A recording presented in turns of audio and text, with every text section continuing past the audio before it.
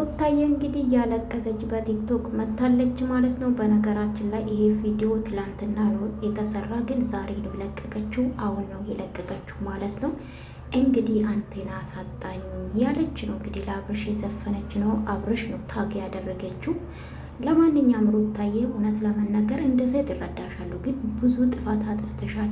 በነገራችን ላይ ብዙ ይሄን የማይባል አብርሽ በብዙ በነገራችን ላይ ለተመልካች እንኳን ያልታየ ብዙ ነገር እንዲደረግ እንዲሰደብ አድርገሻል። ቤተሰብ የተዘቀዘቀ ነው ስቲል እስካሁንና በአንቺ የተነሳ ነውና ትዳርሽን በብዙ ሰዓት መመለስ ትቺ ነበር። አብርሽ ወደ አንቺ ብዙ ጊዜ መጥቷል። እውነት ለመናገር በፍቅር በበቀል ባዩን በፍቅር ወደ ህይወትሽ ብታመጪ ኖሮ ለበቀል ከምታስቢ የወደድሽው ያፈቀርሽውን ውስጥሽ ያውቃልና በሰዓቱ ይሄን አልነበረም ማድረግ የነበረብሽና አሁን ደግሞ ጠንካራ መሆን አለብሽ። አንደኛ አልፈልግም ብሎሻል።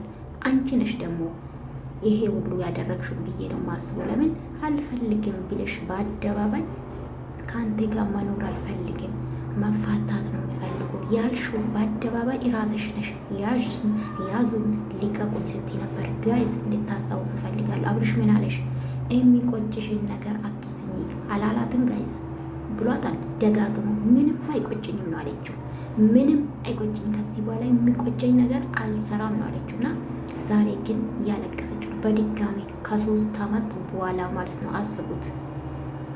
ከዚህ በፊት አልቅሳ የፍቅር ጥያቄ የጠየቀችው እሷ ናት። ትላንትና ግን አንድ ነገር ያወራችው ነገር አለና በድፍረት መጠየቄ ስህተት ነው አለችና ከዚህ በፊት እኮ የጠየቅሽው አንቺ ነሽ እሱ አይደለም የጠየቀሽ ባይዘዌና ይሄ ጥሩ ነው ብዬ አላስብም። እውነት ለመናገር አንቺ አሁን ደግሞ ቆንጆዬ ነሽ፣ ጠንካራ ነሽ። ጠንካራ እናት ሆነሽ ልጅሽን ማሳደግ አለብሽ ብዬ ነው ማስበው። እንደኔ ማልቀስ ይቅር በቃ ብዙ ጊዜ አልቅሰሻል። አሁን ደግሞ ተመልካች እንዲያዝንልሽ አታርጊ። ከዚህ በፊት እንደዚህ አልቅሳ ፍቅር ይቀበልን ብላ አልቅሳ ነው ተመልካች አብርሽ ሆይ ሆይ ብሏል።